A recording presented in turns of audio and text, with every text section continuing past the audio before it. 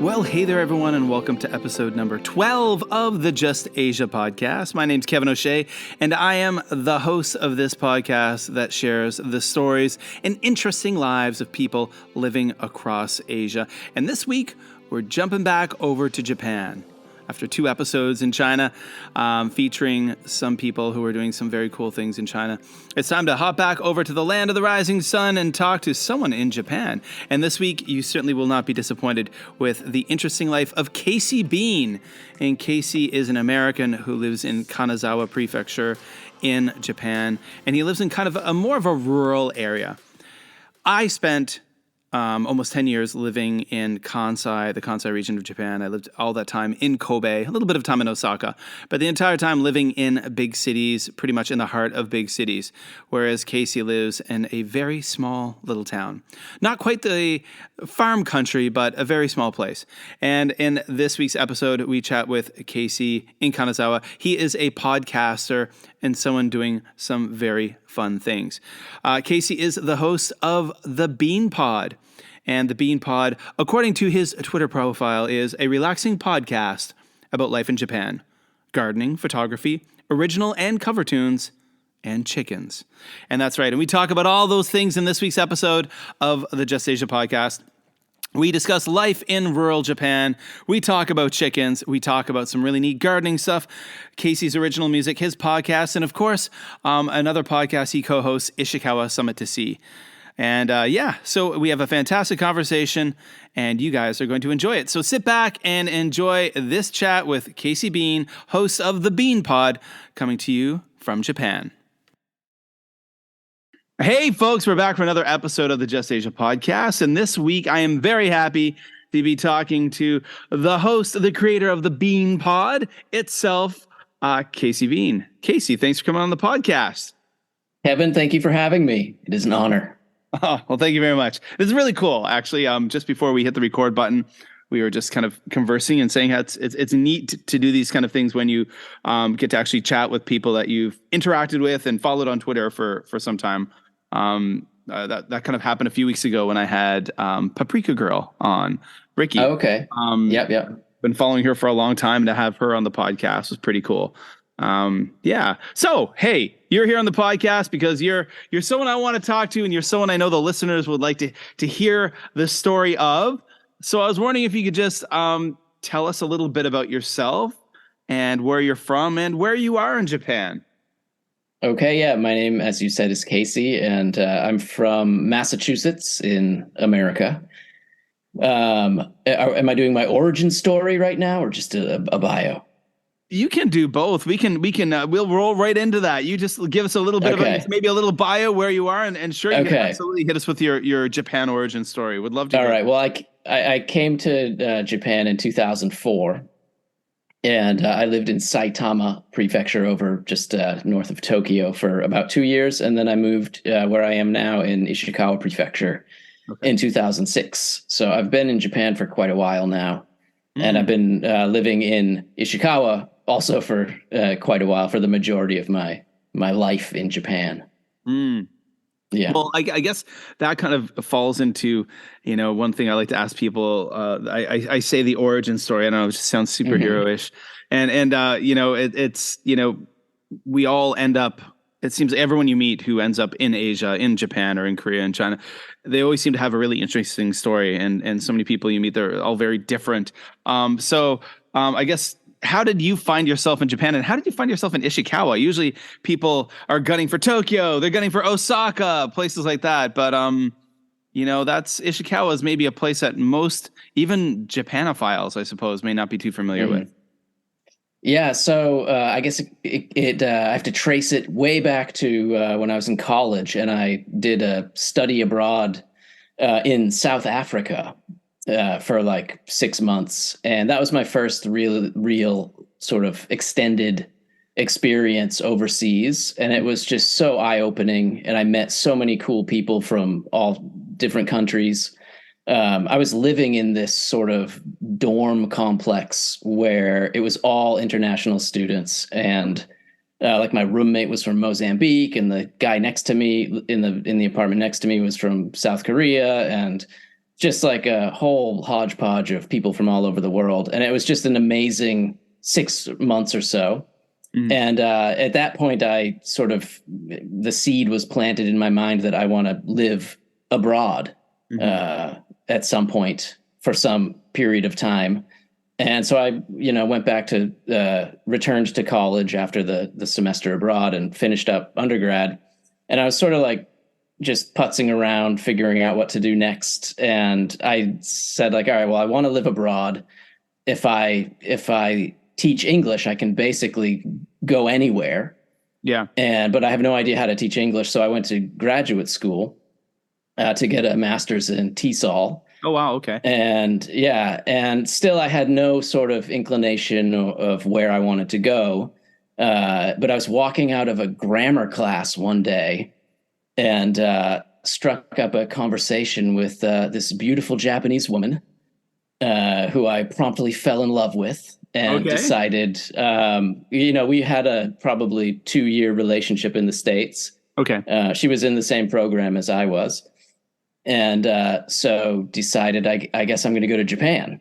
I had no interest in Japan. Like a lot of people come here because they're into the culture or the history or, any number of the language. Yeah. I had none of that. I had the only thing I was interested in was this woman who I followed here. So I came here, got my master's degree and promptly came to Japan. Expecting, people knocking down my door, offering me, university jobs or at least like private school, high school jobs or something. But I had no experience. And I had sold my car to sort of finance this move.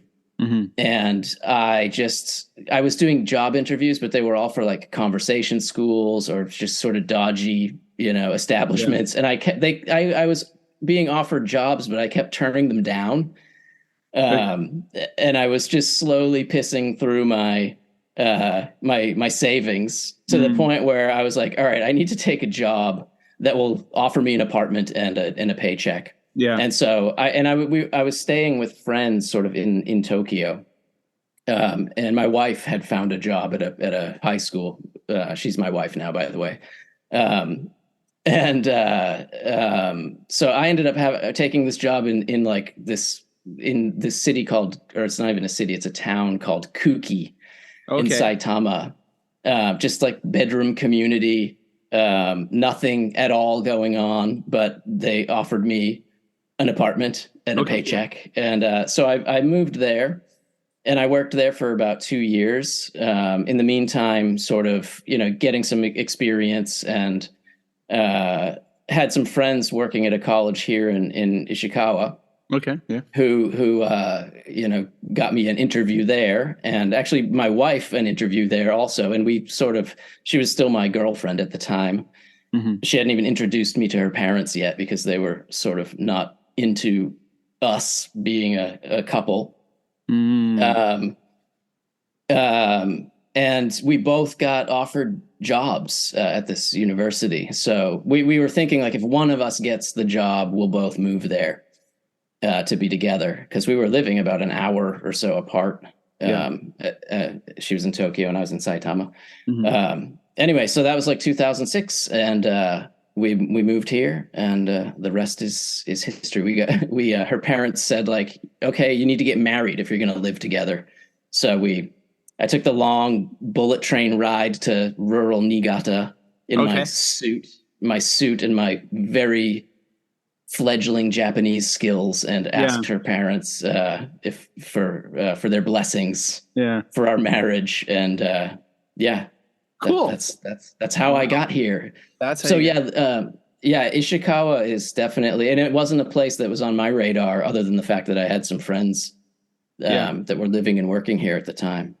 So that's how you ended up there. And it's interesting. I was thinking like how you found yourself in Japan is you followed a woman to Japan, and that's exactly what had happened with me. I also had no interest. I didn't have anything against it, but I happened to be teaching English in South Korea, and I met my soon to be Japanese wife. I mean, she was teaching Japanese at a language school, and we met and fell in love. And That's how it happens, and it had never been on my Yeah. radar. But Yeah.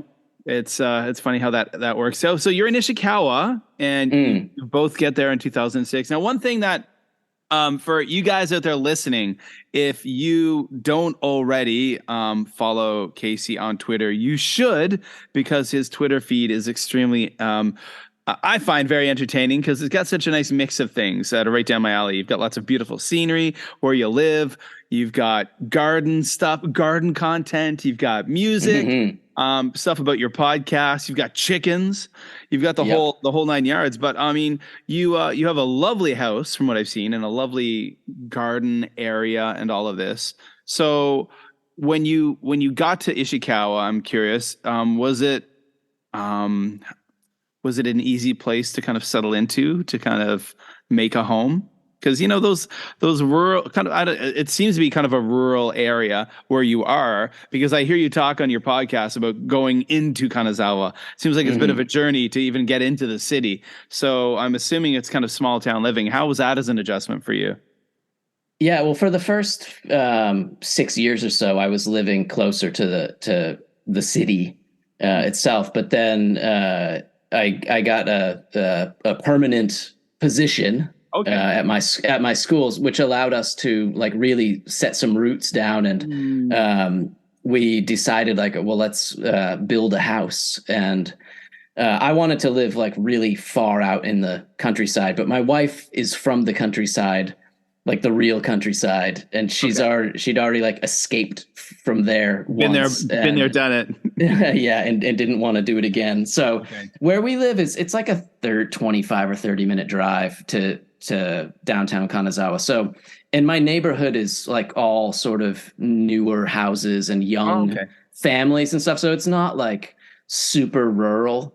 Kind But of a it's bedroom community kind of thing. yeah, yeah. And also like people who work in like Komatsu, which is a sort of, it's not like a city, but it's a larger sort of hub in the area, Okay. Yeah. which it has a lot of businesses and factories and things like that. So it's like a really good mix. Like I have trees all around my house, and the mountains are really close, the ocean's really close. So I feel so fortunate to have like found myself here, because Yeah. as I said, like it wasn't on my radar at all, but I grew up, in Massachusetts, right on the ocean.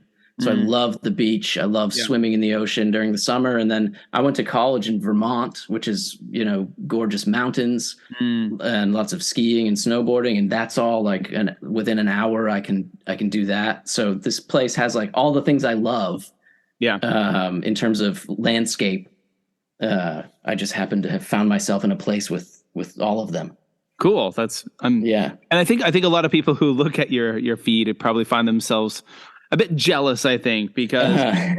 people like me who, I mean, the entire time I've been in Asia, I mean, I grew up in Nova Scotia, not far from Okay. Oh, in nice. Massachusetts. Yeah, yeah, yeah. I grew up in a small fishing town, and I grew up by the Hmm. sea, and everything was rural. And then I found myself in my 20s living in a suburb of Seoul, and then in Seoul proper in Korea, and then in Japan. I was in Kobe my whole time, but I was always Hmm. living, and always living in big apartment buildings, and then Beijing, and now Shenzhen, and Hmm. I'm always in big cities and living in an apartment. So I think to see that kind of house thing for those of us who are in the land of Hmm. apartments, we get a bit jealous. And one thing I get jealous about for sure is your gardening.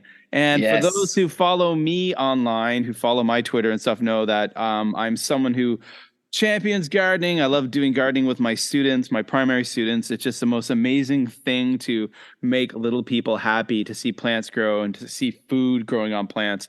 Um, but for me, it's mostly balcony gardening. That's what I've always Hmm. but my new school I'm going to, I'm very stoked because I have a classroom on the ground floor, and there's a big garden area that they're really excited for me to kind of take a lead on.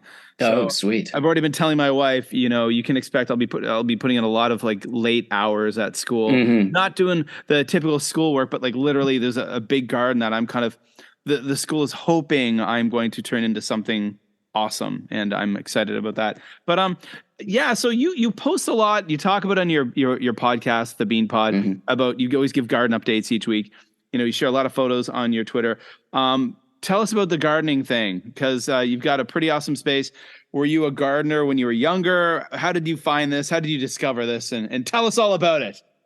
I will, but before I do that, I want to say, like, one of the first things I remember about you, Kevin, is when I found your Twitter page, you had like a pinned tweet, sort of celebrating clover, right?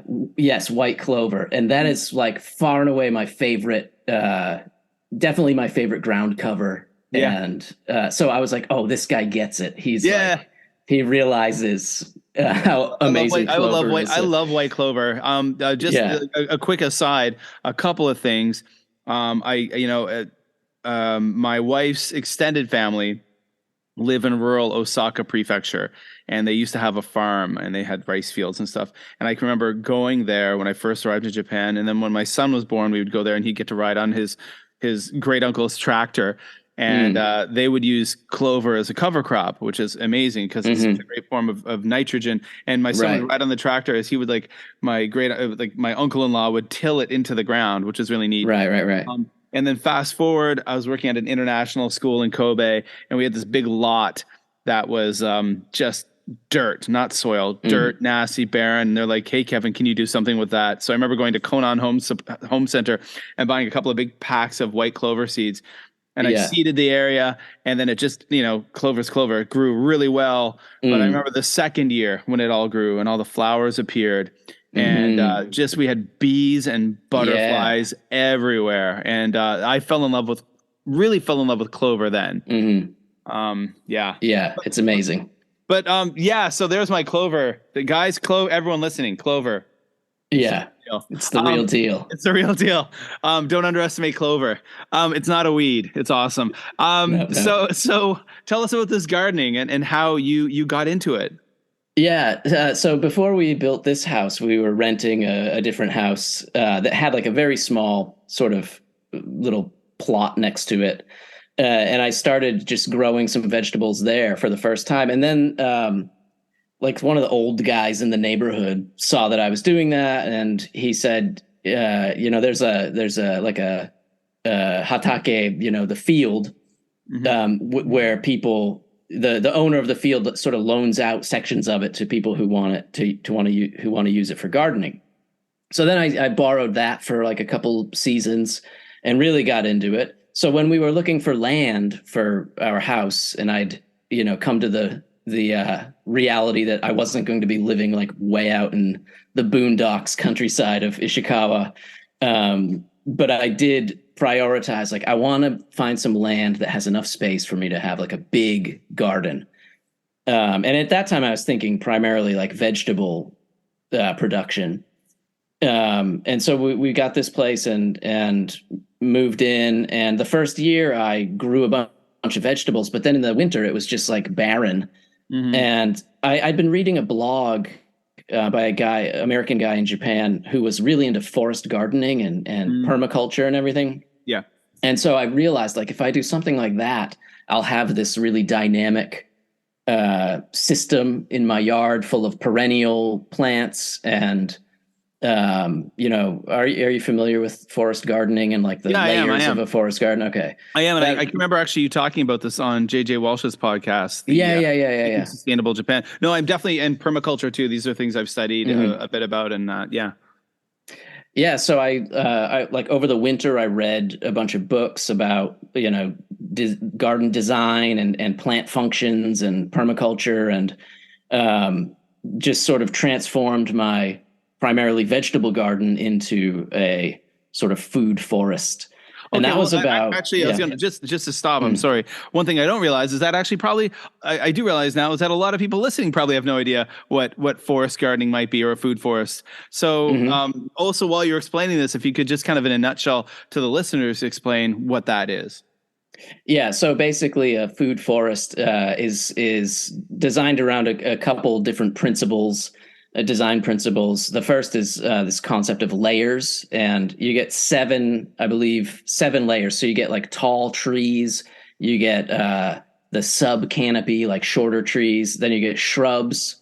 You've got herbaceous perennials, things like echinacea or oregano. Oregano is probably more of a cover crop, but a ground cover. But low, like perennial flowers and herbs and things that come back every year. Then you've got ground covers. You got vines, things like kiwi and grapes. Okay. And then you've got the sort of underground layer of things like Jerusalem artichokes, perennial sort of things that grow underground that come back every year. Things like myoga, Japanese ginger. Oh, yeah. Yeah. So you've got that sort of structure, and then you've got this idea about guilds, which is where you plant a group of plants together, and with the intention that they benefit each other. So, like in my garden, I'll plant like a nitrogen fixing tree, and then around it I'll plant fruit trees that will feed off the oxygen or the nitrogen. Okay. And then you might have some other plants that attract bees and butterflies and like good pollinating insects. And some other plants that might accumulate different minerals. Okay. Things like comfrey. Are you familiar with comfrey? It's a plant that has like really deep roots, and it sucks, what is it, like potassium and I can't remember, but some like important minerals that are important for fruit bearing trees. So, the idea is that it sucks these minerals from deep under and up into its own leaves. And then those leaves drop off and feed those minerals back into the surface of the soil where it's accessible to the fruit trees and things like that. So you get this like little ecosystem, and it's very dynamic. And there are a lot of other sort of finer points to it, but that's the main idea. Yeah. Cool. And you want to focus on perennial plants as opposed to annual things that you have to replant every year. Yeah. Yeah. Cool. And you've been, at this garden for some time, and you're not just gardening now. One of the more entertaining sides of your Twitter can be at times the hijinks and the zany life with chickens. Yes. So when did you decide to get into critters? Because you've also got, of course, I know you've got some babies, some little chicks at home right now. And then there's the infamous Pinot. Pinot, yes. She is infamous at this point. We got chickens about 5 years ago, I think, for the first time. And that was sort of like an extension of permaculture and the fact that you're raising your own food, whether you're just eating the eggs like we do, or you're actually culling the animals to eat them. But you've got the eggs, and then people say like the chickens are good for the garden because they eat bugs and stuff. But I think that's a little bit of rosy view, because when I let my chickens out, they just destroy everything in the garden. But then you get like, I've heard you talk about that on your podcast. They do more damage than good. Yeah. Maybe I'm doing it wrong. But when I let them free range, they just dig everything up and do more harm than good. But you can, like, I clean out the chicken run, and then you have all that manure that you can put into the compost or into the garden. So they are a beneficial addition. Yeah. And Pinot is you want me to talk about? Yeah, absolutely. Because this is, okay. I mean, I show your videos of like Pinot to my kids. I'd be like, watch this. And they're like, that's awesome. Yeah. Pinot's a silky. So she's all white. She's a beautiful chicken, but she's weird and she's very aggressive most of the time. I think what happened with Pinot was when she was young, I buy a few chicks in the spring, and they get sort of a bond among the 2 or 3 of them, and then I introduce them to the larger flock once they get big enough. But Pinot I bought like on a whim. One spring I wasn't getting any other chickens, but they were selling cute little silkies at the local home center, and so I bought Pinot. And I made the mistake of introducing her, first of all by herself, which makes her like an instant target for all the bigger birds.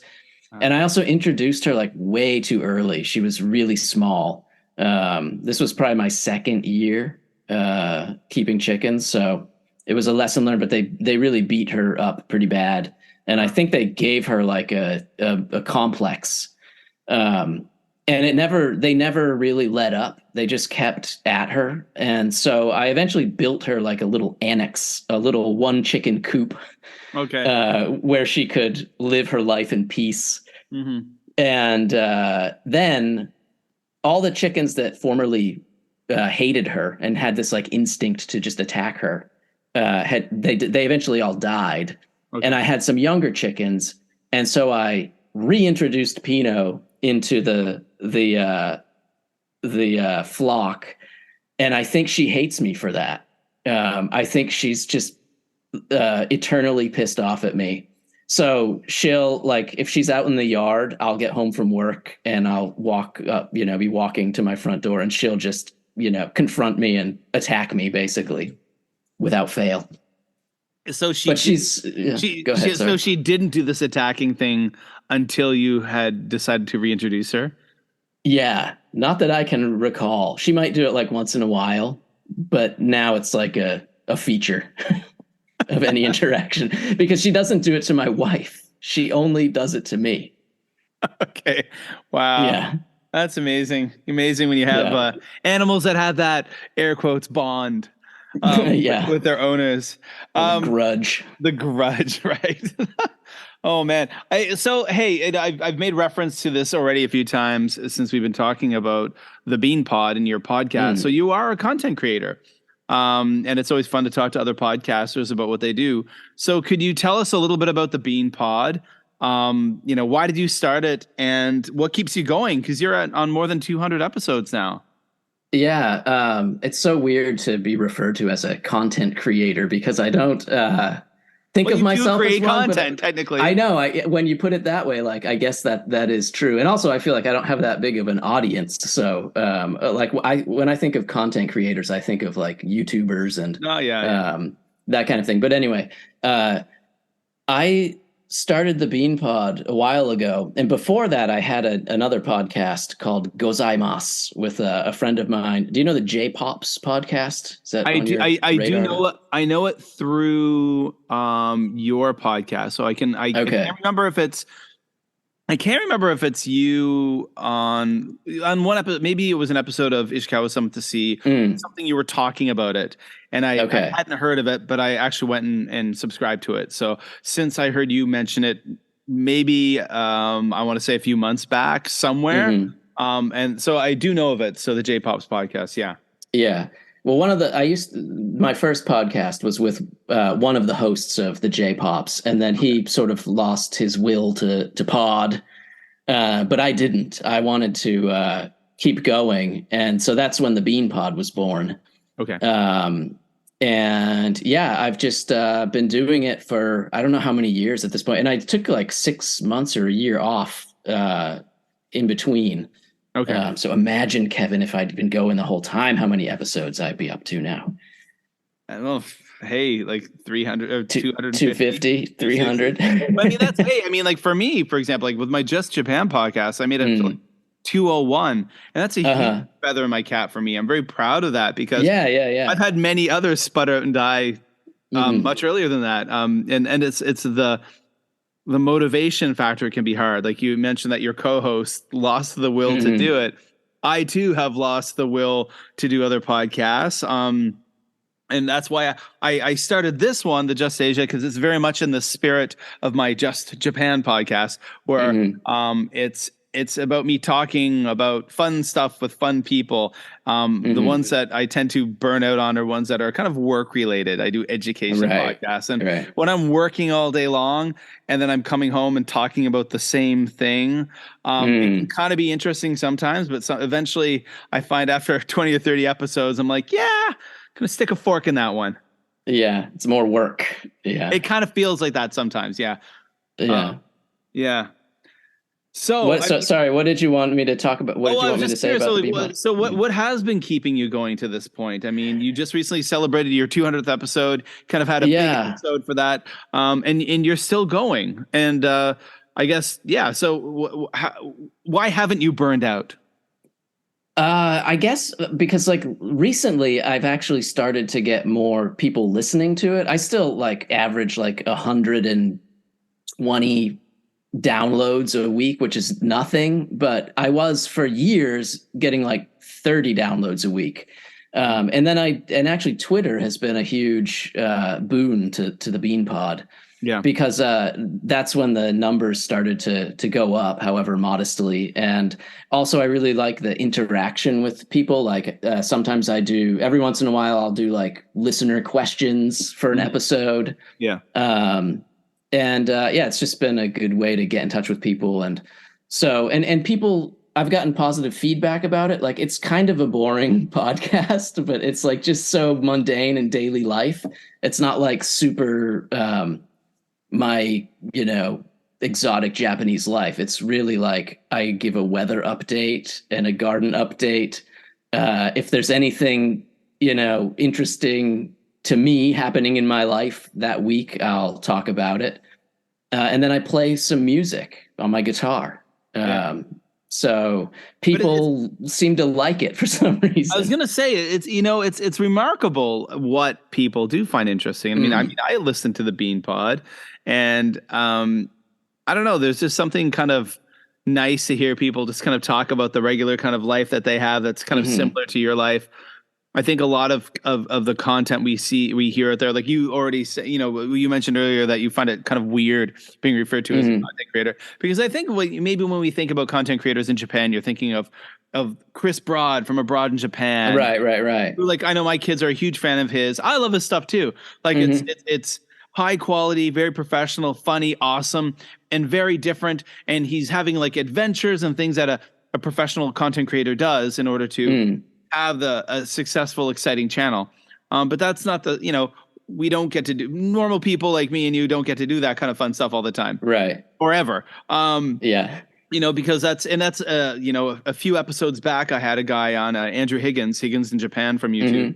And he talked about, how, he always wonders with his own YouTube channel why so many people would want to watch it, because he would just make a video where every Friday where he'd drive home from work and just be in his car talking about his week while he drives home. And he lived in like rural kind of like north of like around Saitama area as well. But people are just interested in that. I mean, I suppose some of my favorite YouTubers are people who just go camping.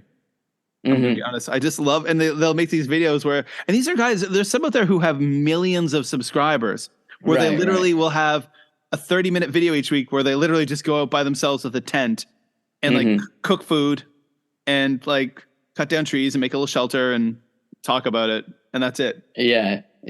There's something wonderfully simple about it. Right. It doesn't have to be really flashy. And I think there is something appealing. Like a lot of content creators are like the focus is in Japan. It's Japan and like the novelty of Japan or something like that. Whereas what I'm doing is I'm the focus of the podcast, for better or worse. I'm just in Japan. I would probably be making the Bean Pod if wherever I was. Yeah. Well, that's the great thing is, it's about your life. The focus is what you're doing, I suppose. And it's really great. But it's not the only podcast you do. Can you tell us a little bit about Ishikawa Summit to See? You have a partner in crime for that one. I do, yes. Far less successful podcast, I have to say. But Ishikawa Summit to See is a podcast I make with my good friend Joseph Fowler, who's from England. And you should have him on as well, Kevin. He's an entertaining guy. He just had a baby, or his wife just had a baby, though, so he's barely. Maybe I got to give that a few months before. His head's spinning pretty hard right now, but this is same. It's funny, like all my friends are having babies around like right now, and my kids are 13 and 11, so they're completely tied down and unable to do anything. Whereas my kids are old enough now that I'm like starting to be able to have fun again and go out and do stuff, but Yep. everybody else is busy with babies. So I'm with you. My daughter turns 10 on Monday, and my son is 13 in July. okay. But I'm now I'm not allowed to go out now. I play with a band sometimes. I play drums Oh, with a nice. band, and Yeah. I've seen your posts. yeah. Yeah. So these are things that I had put on hold for many years when when they were little ones. But now my wife's like, yeah, go out and play. Like the Yeah. kids, they don't need you. No, they lock. Yeah, They're at the locking themselves in their rooms stage now. So yeah, you're exactly. On free. devices with iPads and Yeah. Switches. Yeah, they don't need me at Right. all. Right. Yeah. Yeah. Um, Anyway, Ishikawa Summit to see. Yeah, it's like more of a well, I would say comedy, but the level of humor is debatable. But yeah, so we actually do this every 2 weeks. It's evolved. We used to have guests, and then that was just too much work. And then it was just the two of us. Somehow the episodes are really long. They're like 90 minutes long and just like inane. Um, they drift in and out of interesting conversation to just babbling. But we have a few different segments every week, and we enjoy talking to each other. So we figured we'd just sort of, give everybody else the option of listening to us talk to each other as well. Interestingly enough, one of the cool things I find about having a podcast with a friend. So I do have another podcast that I'm pretty consistent with, but it's very niche. It's about a game. It's about a geolocation game similar to geocaching. It's a game called Munzie, and I play this with. Yes. And I've got two other good friends of mine, and we were friends long before we discovered this game. One was a guy. He had a YouTube channel called Kansai PJ. We met through YouTube back in like 2007. And then another, this woman, Sarah, who's American, we were coworkers in Japan at a school together. Okay. But we have a love of this little game. And we created this podcast, but once every 2 weeks, we sit down like this and we'll shoot the breeze for like 20 minutes and then we'll record the podcast. And then they're both friends with my wife and they know my kids. So then when I turn the recording off, the Zoom continues. I walk around the house. My kids come over and talk to them. And it's just, it's a fantastic scheduled excuse to talk to friends, yeah, that's really nice. Yeah. So that's one of the cool things with podcasting with friends is you're kind of obligating yourself to talk to them. Yeah. And especially during the pandemic, it was like a great social outlet. Like every Friday night, Joe and I would we'd hang out for 2 hours. We generally are not sober when we're recording the podcast, and we get progressively less sober as the recording goes on. Yeah. But it was like a good social outlet. Yeah. It's fun. It just made me think that like this form of podcasting was very accessible when YouTube was kind of in its infancy, but easy to do. Myself and my friend PJ, when I lived in Kobe, he lived in Osaka. We had a YouTube channel for a brief time called Two Beers in Asia, which is essentially like a podcast. We do beer reviews and talk about life in Japan. But each episode we'd review a beer, but we can only see each other like once a month. So we would meet at like a park and have a giant bag of beer and record multiple episodes. And then just as the episodes progressed, we were just getting more and more wasted. So like there'd be some people would be like, well, you guys are wearing the same clothes in each episode. Well, in like the last 5 episodes. And in that one, you guys are wasted. We get lots of comments. It's just like, the 1 month arc of the podcast is exactly, but it was funny to see. pre-Zoom, pre-recording Skype calls, so we had to meet in person to do it. So I'm curious. You don't live in Tokyo. You don't live in Osaka. You do live in a maybe not the boonies as you had aspired to live in, but you do live in a more rural area. You see a lot of stuff popping up on media these days, and on like New York Times and CNN. There are farmhouses and houses all over Japan that you can buy from. It's next to nothing. Move to Japan. Right. Yeah, so I think, there are some great, fantastic channels out there that are talking about kind of more rural life in Japan. Tokyo Llama is one that comes to mind. He's got a great channel where he he's a guy who clearly knows about home renovation, and he knows Mm-hmm. about how to build things and fix things. And Right. bought like he's become a very successful YouTuber by buying an old farmhouse in Japan and renovating it. But this Mm-hmm. guy clearly, he's not like me. I'm useless. I live in apartments. I don't know how to do anything. Right. But but with this popularity, there are people who more people than maybe in the past who are interested in maybe Mm-hmm. not moving to Tokyo, but moving to the kind of more Mm. smaller areas, sleepier areas of Japan. And I threw this out to you, this question, because I like throwing advice questions out to people. Okay. What kind of advice would you give to those people out in America or Canada, or wherever, who are thinking, hey, I can head to rural Japan and have a nice, comfortable life. I've never been in Japan before. What are some nuggets of wisdom you might throw their way? Um, don't do it. No, it's a great, it's like a really appealing idea. But the reality of it is completely different because, there are lots of legal elements to it. I think you can own property in Japan even if you're not a resident, but if Yeah. you don't have a visa to live here or permanent residency or something to actually stay in the country, you're a tourist, which means you have to leave every 3 months. Mhm. And if you don't have the cash to buy the property, no bank is going to give you a loan if you're just flying into the country and trying to scoop up a sweet old farmhouse out in the country. You're going to need extensive renovations on this property. So, can you speak Japanese to call contractors and real estate agents and negotiate costs and timelines and what needs to be done? So you're going to need somebody on the inside, basically, who can do those things for you. I would say. Yeah. And then and then just the countryside in Japan is beautiful, but it's also very isolated in a lot of cases. Yeah. So you can get lonely if you're like really out there. There aren't going to be any other foreign people. Yeah. And probably very few of the local people will be able to speak English. So it's a great idea and it's a great opportunity, but I think that there's a lot of sort of harsher realities that people need to realize in order to do something like that. It's interesting. I got to ask a question by a coworker here just the other day. I work with a guy from Maine, actually, and nice. He was saying, he was like, Kevin, like you lived in Japan for years. He's like, sometimes I look at job ads for like English teaching jobs, and they'll say must have a driver's license. And he was like, why do they say that? I'm like, because that's a job in the middle of nowhere.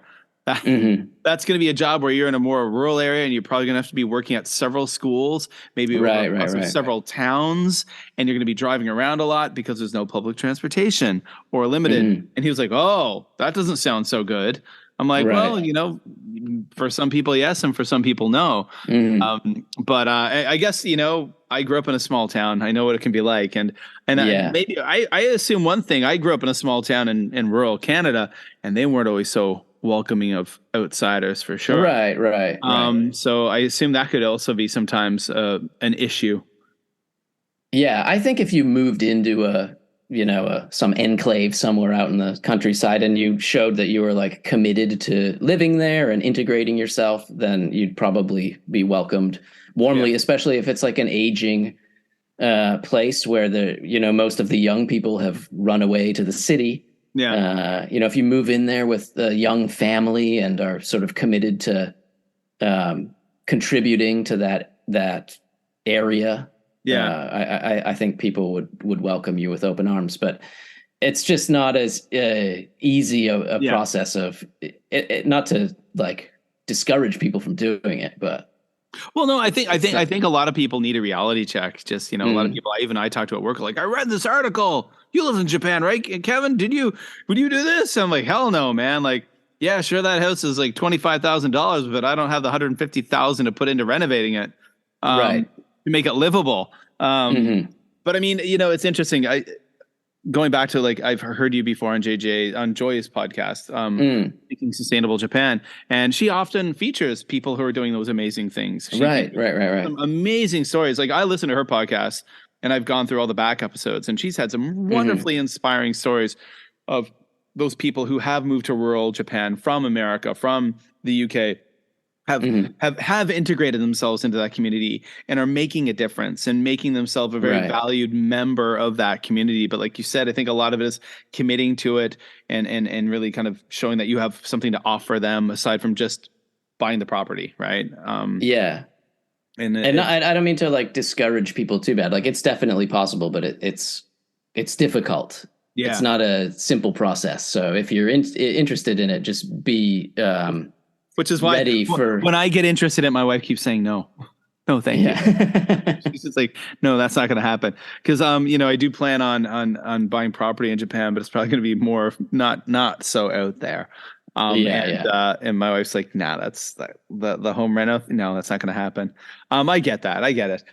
So I don't want to keep you much longer, sir. It's late on a Saturday night, late-ish. So where can people find you online and tell us, where can they find you? Yeah, I guess I'm only on Twitter, basically. It's my main and only really social media outlet. It's at tbeanpod. And there you can I put links up to my podcast, which is I release every week. I guess now I'm probably doing it like Sunday nights, Monday nights. It's sort of in flux, but at some point during every week, I release an episode, trying to get back to a more regular schedule. So that's where I am. I want to, if you don't mind, I mentioned before that I play music on my podcast. And for a while, talk about your albums. Yeah. For a while, I guess like maybe a year ago or so, I started playing like a cover tune every episode. Yeah. And then I sort of like, I've always wanted to like write my own music and I just started actually doing it. And so recently I just play original songs on there, and I've released a few albums, which are linked if you go to my Twitter page, the newest one's right at the top. But if you just search my name, Casey Bean, on anything, Apple Music, Spotify, Bandcamp, YouTube, Amazon, my two albums are there. So I would love it. You can on Bandcamp, you can download them for free. There's like a button to like pay what you want. Just put 0 and download it, and please check out my tunes. I'm proud of them, and I'm that's me in my full beach form. I'm holding up the phone, Casey on Apple Music. Just type in Casey Bean, and of course I'll put links to all this in the show notes for this podcast. Okay, thank you. Too. That's awesome. That's cool. That's cool that you've just decided to get into songwriting now. It's never too late. It is really never too late. No, absolutely. So I'm trying to make up for lost time.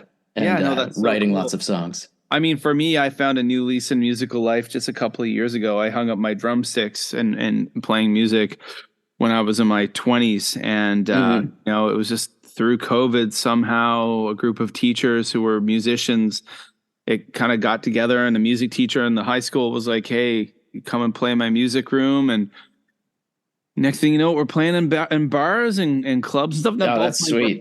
Playing for free, of course. Yeah. Who cares? We're not doing it for money. I have a day job. And at my age, no aspirations of giving that up to be a rock star. But it's been just so fun and wonderful to get into music at this point. And I'm hoping I can keep up with it. I'm moving to Malaysia in a couple of months from now, and I'm hoping that I can find some coworkers or people around who, I can continue doing something.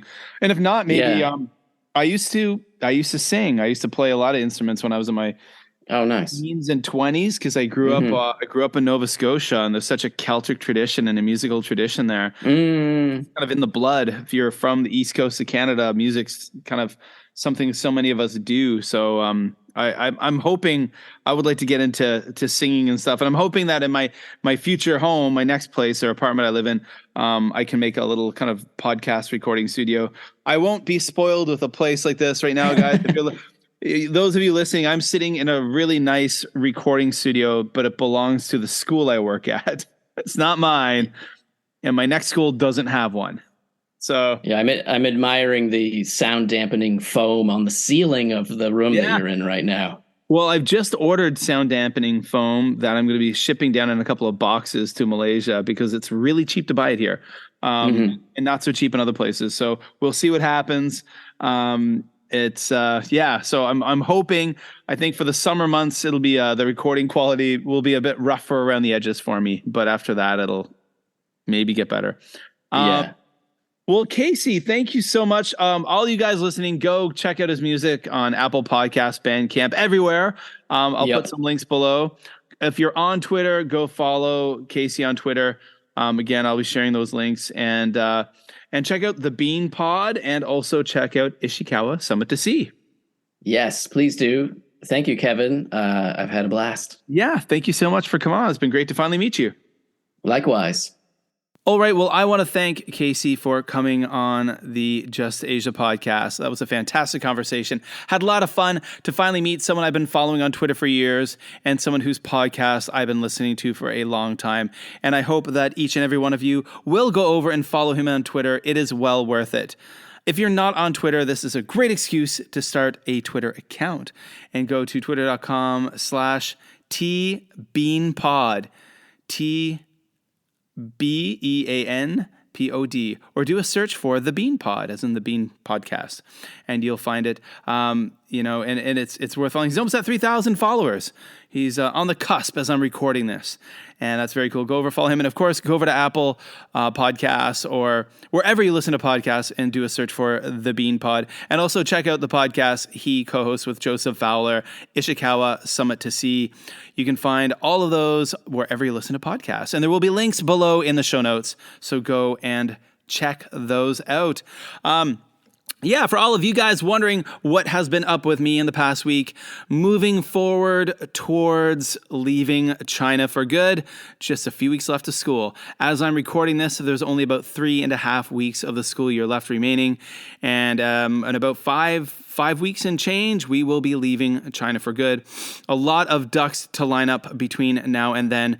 There's been a holiday this week in China. It was a 3-day holiday for me, a long weekend essentially, Monday off for May Day, May 1st, and a 5-day holiday for most most Chinese folks.